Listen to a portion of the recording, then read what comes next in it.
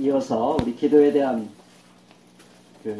말씀을 함께 나누도록 하겠습니다. 아버지께 무릎을 꿇고 제목은 같습니다. 지난주에는 아버지께에 초점을 맞춰서 말씀을 나눴죠. 바울이 드린 기도, 그것은 아버지께 드리는 기도였는데 그 기도의 의미를 산상수훈에서 예수님께서 기도에 대해서 가르쳐주신 부분, 그 부분에 비추어서 살펴봤습니다. 아버지께 기도를 드린다는 것은 사람에게 보이려는 위선을 벗어버리고 은밀하게 하나님의 임재를 누리면서 바로 그분께 드리는 기도다. 두 번째는 자신의 필요에 집착하지 않고, 오늘은 이 말씀이 오늘에도 좀 나오긴 합니다만, 그 자신의 필요에 집착해서 빈말을 자꾸 되풀이하지 아니하고 우리의 필요를 이미 아시는 아버지 앞에서 마음 편안히 먹고 내 필요에 대한 집착보다는 그 아버지의 뜻이 무엇일까 생각하면서 드리는 기도, 그게 아버지께 드리는 기도다 하는 그런 말씀을 드렸습니다. 오늘은 그러면 바울이 무릎을 꿇고 기도했다고 했는데, 무릎을 꿇고 아버지께 기도한다는 건 또 무슨 의미일까? 한번 이것을 생각해 보려고 합니다. 오늘 저는 이 말씀의 의미를 생각해 보려고 시편 95편을 함께 읽었습니다. 특별히 95편 다 좋은 말씀이 합니다만은 특별히 6절 말씀에 초점을 맞춰볼까 합니다. 오늘아 우리가 엎드려 경배하자. 우리를 지으신 주님 앞에 무릎을 꿇자. 권면의 말씀, 이 말씀에 비추어서 아버지께 무릎을 꿇고 기도한다는 게 뭘까 하는 것을 한번 생각해 보려고 합니다. 흔히 얘기하는 것처럼 유대인들에게 가장 익숙한 기도의 자세는 이제 서서 하늘을 바라보고 손을 펴서 기도 드리는 것입니다. 그 당시에 이방인들도 주로 그렇게 기도했다고 하죠.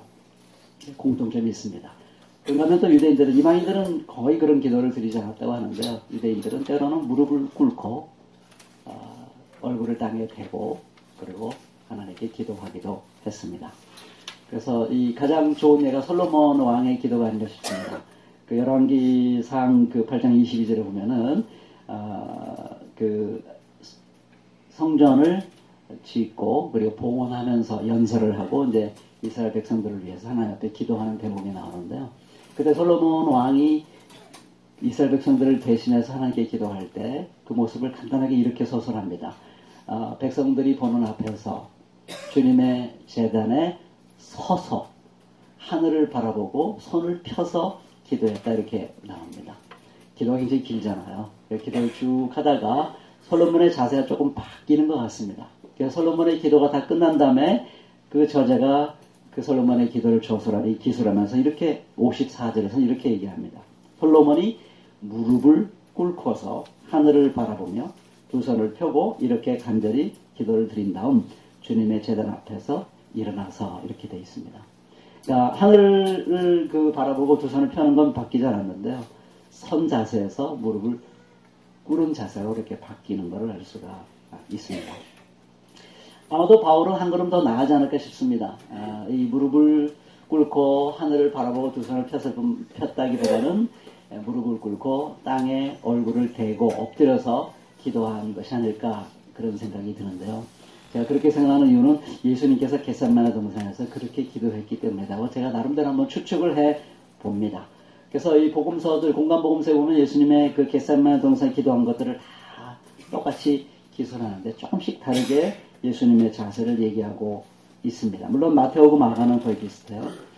마태는 얼굴을 땅에 대고 엎드려서 기도하셨다. 마가는 땅에 엎드려 기도하시기를, 이렇게 되어 있고요. 루가는 무릎을 꿇고 이렇게 기도했다, 이렇게 되어 있습니다. 그러니까 마태와 마가는 얼굴을 땅에 대고 엎드려서 이걸 강조하고, 누가는 무릎을 꿇었다는 걸 강조를 합니다. 그래서 이걸 종합해보면 예수님께서 겟세마네 동산에서 이 무릎을 꿇고 땅에 얼굴을 이렇게 대고 엎드려서 기도했구나 하는 것을 알 수가 있는데요. 왜 이렇게 기도의 자세가 바뀔까 하는 거 보면은 굉장히 간절한 마음으로 기도드릴 때 자연스럽게 그렇게 되는 것이 아닐까, 간절할수록 그렇게 되는 것이 아닐까 하는 그런 생각을 해보게 됩니다. 기도할 때 어떤 자세로 하느냐 굉장히 저는 참 중요하다고 보여집니다. 인간은 몸을 갖고 있는 존재이고 또 몸은 우리의 영혼, 우리의 마음, 정신과 연결되어 있습니다. 그래서 어떤 자세로 그 자기가 자세를 취하냐에 따라서 마음의 자세도 달라지지 않을까 싶어요. 여러분들이 이렇게 설교 들을 때 침대에 누워가지고 껌 씹으면서 이러면서 그 설교를 듣는다 하면 그 마음 자세가 잘 안 될 거예요. 그래서 제식 훈련, 군대는 지금도, 군대 얘기해서 죄송합니다. 축구 얘기는 안 하겠습니다. 군대 얘기하면은요, 원래 제식 훈련이라는 게 이렇게 쫙 사열 종대로 가지고 쫙쫙 걸어가는 거 아닙니까? 옛날에는 전쟁할 때 그렇게 전쟁했어요. 그게 전쟁 대열입니다. 이렇게 집합해가지고 싸웠잖아요. 옛날 전쟁 보면 다 그렇죠? 저쪽 언덕과 이쪽 언덕에서 쫙 우리들 모여가 쫙 서로 이렇게, 제가 쫙 이런 말을 좋아합니다. 이렇게. 이렇게 마주보면서 싸우잖아요. 그러니까 제식훈련이 옛날에는 진짜 전쟁 포지션이었어요. 요즘은 그렇게 전쟁하지 않죠. 요즘은 흩어지죠. 흩어져서 숨어서 전쟁을 하는데, 요즘도 제식훈련을 합니다. 왜냐면, 그럼에도 불구하고 제식훈련 하는 이유는 뭐냐면 자세예요. 자세. 어떤 질서, 연대, 또 어떤 명령에 대한 순종, 이런 것들을 훈련시키는 그런 자세가 필요하기 때문에 제식훈련을, 근데 제일 지겨워요. 훈련병 시절에 제일 하기 싫은 게 이 제식훈련입니다. 정말 고통스러운 훈련인데, 근데도 합니다. 몸의 자세가 마음의 자세에 상당히 영향을 미치기 때문입니다. 그래서 몸의 자세가 마음의 자세에 영향을 미치고, 또 마음의 자세가 몸의 자세에 영향을 미칩니다. 이게 돌고 도는 거죠. 그러나 한 가지 제가 조심해야 될 건 뭐냐면, 그러나 그렇다고 해서 자세를 절대화하는 것은 아닙니다. 이 자세가 이 몸의 자세가 마음에 영향을 미치기 때문에 중요하긴 한데, 그걸 또 너무 절대화하면 율법주의가 될 수 있습니다. 마음은 딴 데가 있고 무릎을 꿇고 얼마든지 기도할 수 있어요. 그렇기 때문에 이걸 절대화하고 싶은 마음은 없고요. 그 무릎을 꿇고 얼굴을 땅에 대고 엎드려서 기도한 것에 담겨져 있는 그 신앙적인 정신이 뭔가, 그 정신을 탐구하고 그 정신을 우리 마음에 담고 우리 몸에 담아서 기도하는 것, 저는 그것이 굉장히 중요하다고 생각합니다. 오늘 그 정신을 한 3가지로 살펴봤습니다. 첫 번째, 그 무릎을 꿇는 것에 담겨져 있는 신앙의 정신은 하나님 아버지의 위대하심을 기억해내고, 그걸 기억해내고 찬양하는 마음으로 기도 드리는 것입니다. 오늘 시편의 기도가 바로 대표적으로 저는 그런 기도라는 생각이 듭니다. 시는 이 하나님 아버지가 어떤 분인가를 아주 찬찬히 묵상하고 기억해냈던 것이 분명합니다. 그래서 오늘 본문에 보면은 하나님에 대한 묘사가 다양하게 나옵니다. 우리를 구원하시는 반석. 우리 늘 흔들리잖아요. 그렇죠? 우리 존재는 자꾸 흔들려요. 인생을 살다 보면 내가 자꾸 흔들립니다. 그래서 자꾸 넘어지고 쓰러지고 갈피를 못 잡고 그러죠. 그럴 때 이 반석은 탄탄한 거지 않습니까? 우리를 구원해 주셔서 우리의 존재를 흔들리지 않도록 탄탄하게 세워주는 것을 말합니다. 하나님은 크신 하나님이다. 하나님은 굉장히 크시다 하는 개념을 사용을 하고 있습니다. 하나님이 크다는 것을 그 시인이 어떻게 깨닫게 되냐면, 어떻게 기억하게 되냐면은, 모든 신들 위에 뛰어난 왕이다. 나름대로 그 시대마다 신들이 있습니다. 우리 아까 기도할 때도 그런 얘기 많이 나왔습니다만은, 우리 시대의 신은 자본이죠. 우리 시대의 신은 돈입니다. 여러분, 정의란 무엇인가를 친 마이클 샌들이라는 분이 돈으로 살 수 없는 것이라는 책을 썼어요. 그 이후에. 왜 그런 책을 썼을까? 사람들이 생각하기를 돈으로 모든 걸 다 살 수 있다고 생각하기 때문에 도덕 철학자가 그 책을 쓰고 싶었던 거예요. 돈으로 살 수 없는 것. 그런 책을 쓰죠. 그건 역설적으로 우리 시대가 돈이 신이라는 얘기입니다. 하나님은 돈보다 더 크신 신이다. 그런 얘기를 하고 있는 것이고, 찬찬히 생각하면 돈이 할 수 없는 게 너무 많아요. 근데 그걸 하나님이 하시죠. 돈이 사람을 바꿀 수 있습니까? 존재를 변화시킬 수 있습니까? 사랑의 존재를 만들 수 있습니까? 안 됩니다. 하나님만이 인간의 존재, 가장 깊은 곳을 근본적으로 변화시켜 주시는 그런 분이시라는 것을 우리가 찬찬히 생각하면 알 수가 있고요. 땅의 깊은 곳도 그의 손 안에 있고, 산의 높은 꼭대기 바다도 그의 것이다.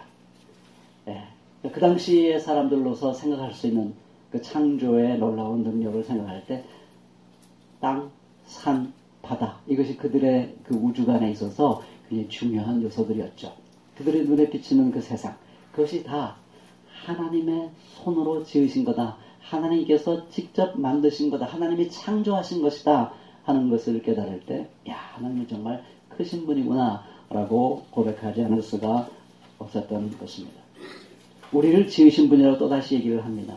요거는 앞에 창조 얘기를 했기 때문에 요건 조금 성경학자들은 요거 좀 다른 의미로 생각을 합니다. 또 뒤에 보면은, 바로 뒤에 보면 하나님 우리 하나님이고, 우리는 그가 기르는 백성이고, 그가 선수 이끄시는 양떼다.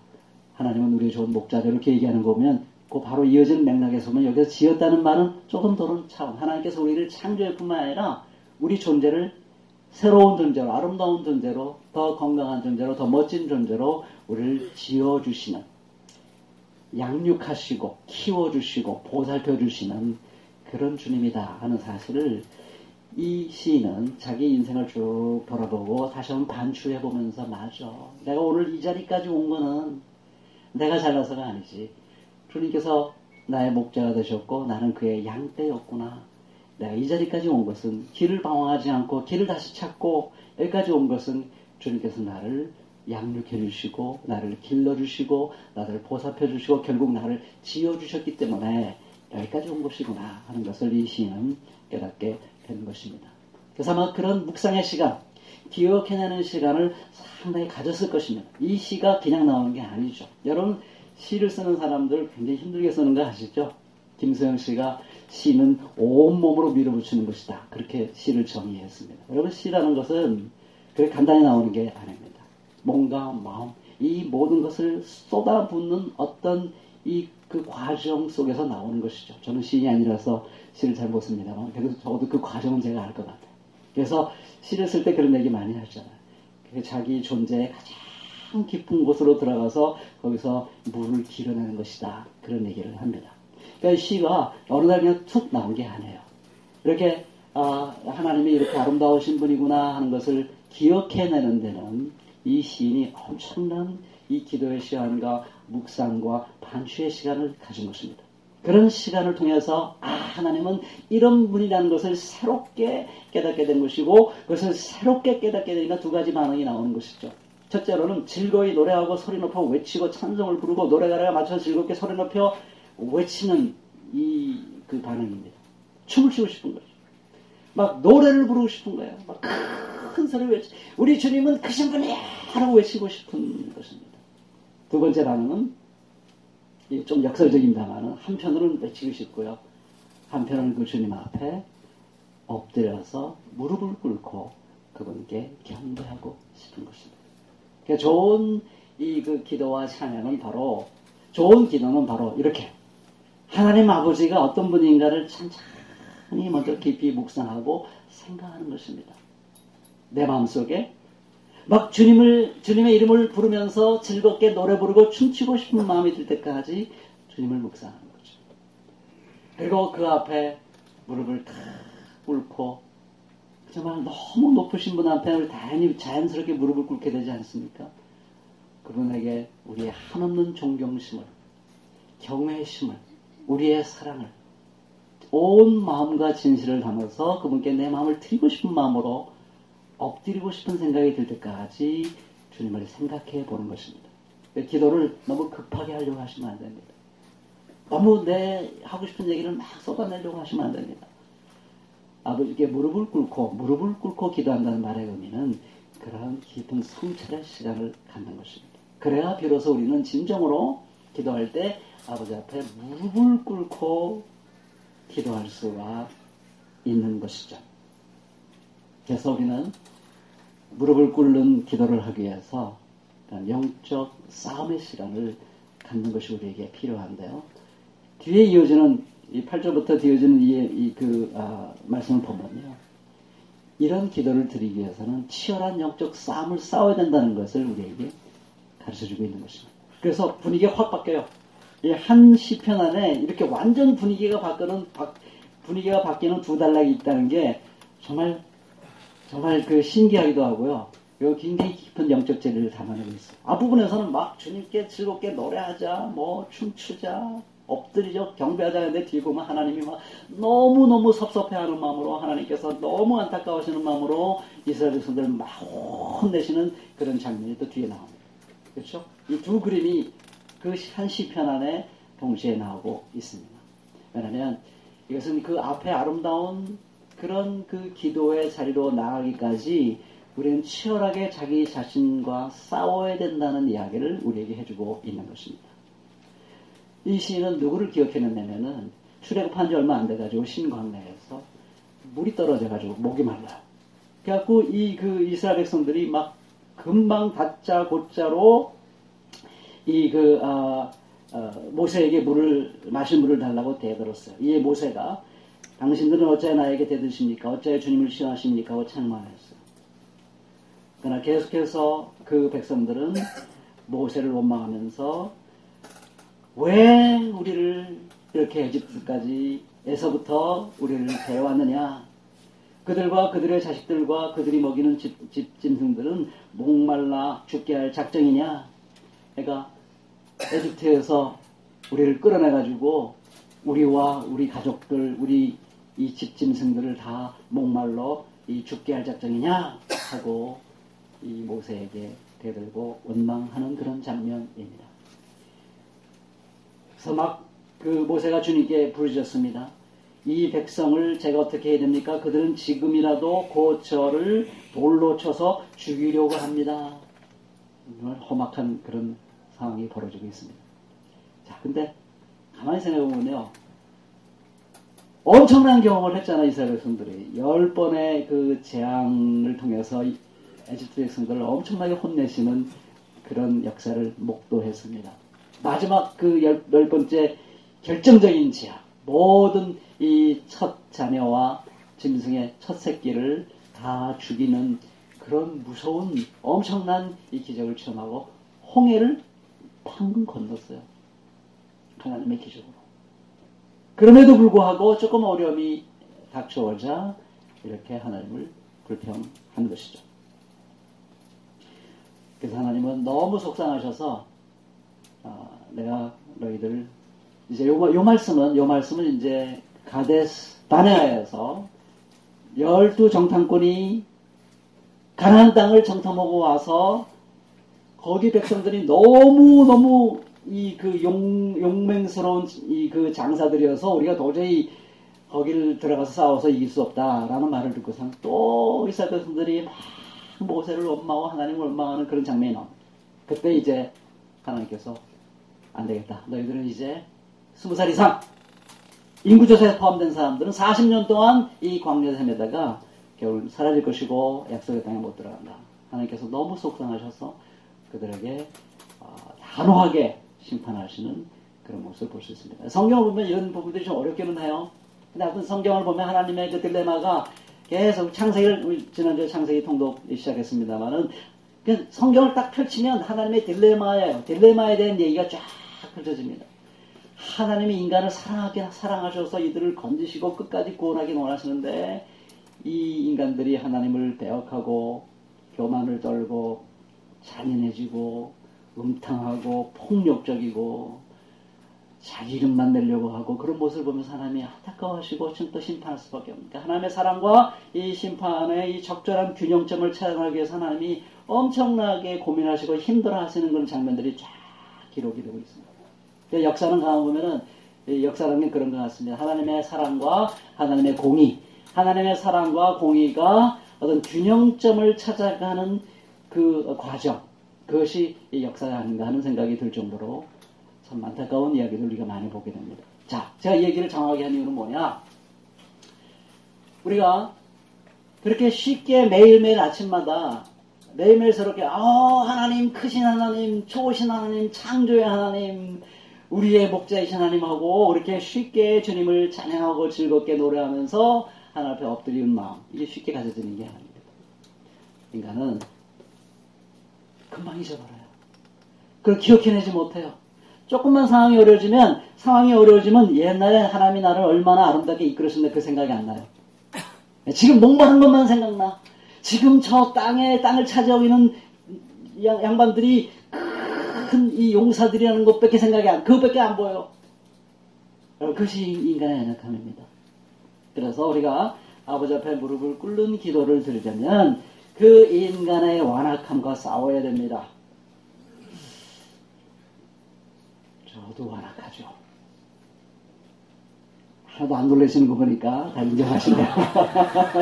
아, 그건 말이라고 해? 그러신 것 같은데 다 알고 있어 라는 눈치입니다. 네. 저도 완악합니다. 그래서 기도하다 눈물이 날 때가 왜 눈물이 날 때가 많냐면요. 완악한 자기가 느껴질 때 눈물이 나기 시작합니다. 아, 내가 완악했구나. 그걸 깨달으면서 눈물이 나는 거고, 주님, 제 마음을 어린아이의 살갗처럼 부드럽게 해주세요.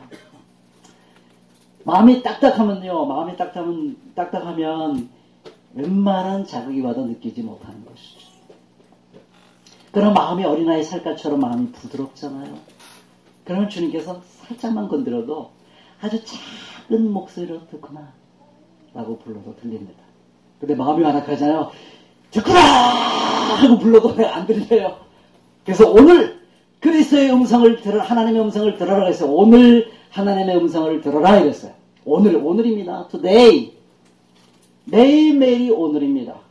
어제 내가 하나님의 위대하심을 찬양한 걸로는 안 됩니다. 인간은 연약해요. 24년이 지나 우리 마음은 다시 굳어질 때가 많습니다. 우리 매일매일, 그래서 큐티가 필요한 거예요. 그래서 우리는 매일매일 주님 앞에 나가야 되는 것입니다. 오늘 이 순간에 새롭게 우리는 내 마음이 딱딱해져 있는 것을 발견하고 기도해야 됩니다. 여러분, 바리새인들이 예수님에게 끊임없이 요구한 게 표적이었어요. 예수님이 너무 답답해가지고서 이제는 내가 너희들에게 줄 만한 표적을 다 보여줬는데 또 표적을 보여달라니까 내가 답답하다.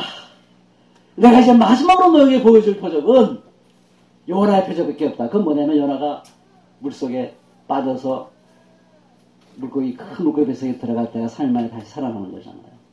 그거밖에 보여줄 게 없다는 건 뭐냐면 이제 마지막 표적은 내가 죽었다가 사는 거다.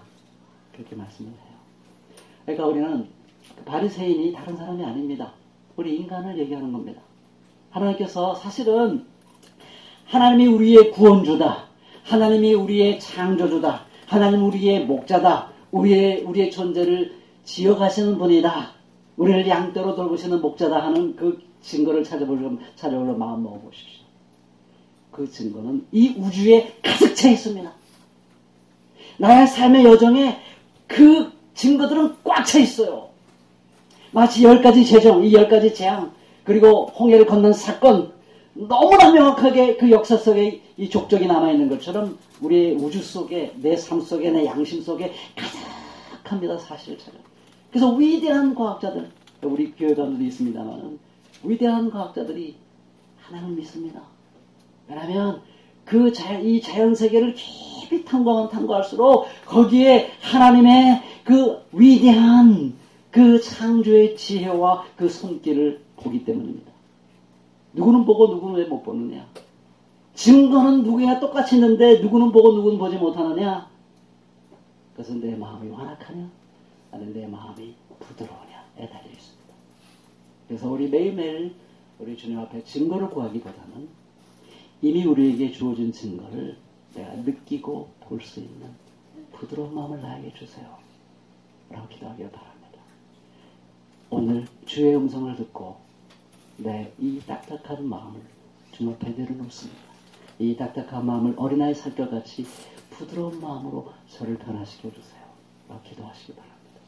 그럴 때 우리는 안 보였던 그런 증거들이 눈에 확 보여지고 우리 가슴에 다가오는 것을 경험하게 될 줄로 믿습니다. 그래서 우리는 그런 주님을 경험하게 될 때 비로소 바울처럼 아버지께 무릎을 꿇고 기도할 수 있게 되는 것입니다. 첫 번째 얘기라도 이게 시간이 많이 지났어요. 제가 길게 끌지는 않습니다. 두 번째, 세 번째를 간단하게 말씀드리겠습니다. 두 번째는 자, 이렇게 아버지 앞에 무릎을 꿇다 보면 자연스럽게 생기는 겁니다. 자연스럽게 생기는 것인데요.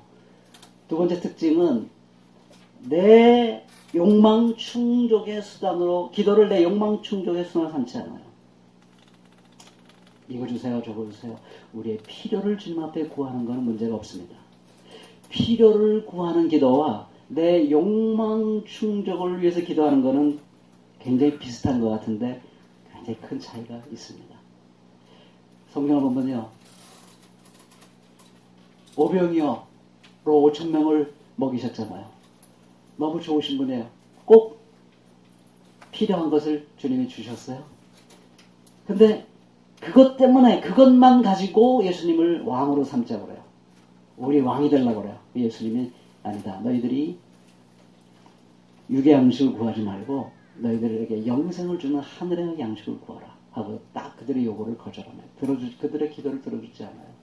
필요를 채워주셨지만 예수님을 필요 충족을 해주시는 분으로 생각하기보다는 그거를 기점으로 삼아서 자기들의 무한한 욕망을 챙겨주시는 분으로 예수님을 붙잡고 했을 때 예수님은 그들을 떠납니다. 다 떠났어요. 다 떠났어요. 예수님이 너무 외로우셔서 제 아들에게 너희도 다르느냐 묻습니다. 예수님은 그런 위기를 기꺼이 감내하면서라도 기도가 필요를 강구하는 기도에서 욕망을 충족시키기 위한 기도로 넘어갈 때 주님은 우리를 단호하게 우리를 외면하십니다. 여러분 필요해서 욕망으로 넘어가는 지점이 어딘지를 여러분들 항상 눈여겨보셔야 됩니다. 넘어가는 순간 주님은 우리 기도 듣지 않으십니다. 그 사람들이 잘 생각해 보시고 하나님 앞에서 항상 깨어있는 기도를 드릴 수 있기를 바랍니다. 여러분 제 아들의 기도 중에 안 들어준 기도 하나는 우편에 하나는 좌편에 안 들어주십니다. 그런 기도 안 들어주십니다. 구하라 얻을 것이요 두드리라 열릴 것이요 찾으라 얻을 것이다 하는 그 말 오해하시면 안 됩니다. 그 앞뒤에 얼마나 엄청난 말씀들인지 몰라요.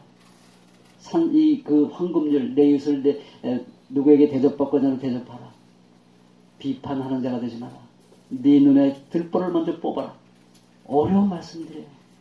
그런 어려운 삶을 너희 힘으로는 못 살아가니까 구하라 찾으라 두드리라 그러면 살아갈 것이다. 그런 말씀이지 무엇인지 네가 갖고 싶은 것 다 구해라 다 찾아라 그러면 열리고 얻고 찾는다 그런 말이 아닙니다. 우리가 성경을 그렇게 오해하는 부분이 너무 많아요. 우리는 주님 앞에 기도할 때 나의 필요를 구하는 건 정당합니다. 그러나 자기의 무한대의 욕망을 주님 앞에 들고 나가서 이걸 채워달라고 요구하면 그는 아버지 앞에 무릎을 꿇는 기도가 아닙니다. 그런 기도를 들려면 이것도 사실 자연스럽게 연결되는 건 합니다만은 그럼 어떻게 내 필요를 위한 기도냐 아니면 욕망을 위한 기도냐 이걸 어떻게 구분하느냐 참 어려워요. 저도 가끔은 헷갈립니다. 아마 여러분들도 헷갈릴 거예요. 어떻게 최선을 다해서 그 선을 넘어가지 않도록 선을 잘 지킬 수 있을까? 주기도는 먼저 아버지의 뜻에 집중해서 먼저 기도를 많이 한 겁니다. 아버지의 이름이 거룩히 여김을 받으시오며 나라의 임하옵시며 뜻이 하늘에서 이루는 것 같이 땅에서 이루어지게 해주시오. 그걸 열심히 기도를 하는 거예요. 먼저. 그걸 열심히 먼저 기도하다 보면 그럼 이제 다 마음이 준비가 돼요. 그래서 일용할 양을 주세요. 저는 뭐 다른 거 필요 없고요. 그냥 아버지의 뜻을 그렇게 생각해보니까 자기가 딱 필요한 거는 아버지의 뜻을 구하는 삶을 살아가는데 필요한 양식이 나에게 이거 주세요. 죄의 삶이 필요하군요. 시험에 들지 않는 것이 필요하군요. 아까서 이기는 것이 저에게 필요하군요. 기도하게 되는 것입니다. 그래서 계산한다고 되는 게 아니에요. 아버지의 뜻에 집중해서 먼저 기도를 충분히 드리면 자기가 압니다. 필요해서 욕망으로 넘어가는 점을 자기가 알아요. 그건 누가 율법적으로 가르쳐주는 게 아닙니다. 리스트를 만들 수도 없어요. 그런 각자가 하나님 앞에서 깨달아야 되는 것입니다. 자, 말씀을 냈습니다.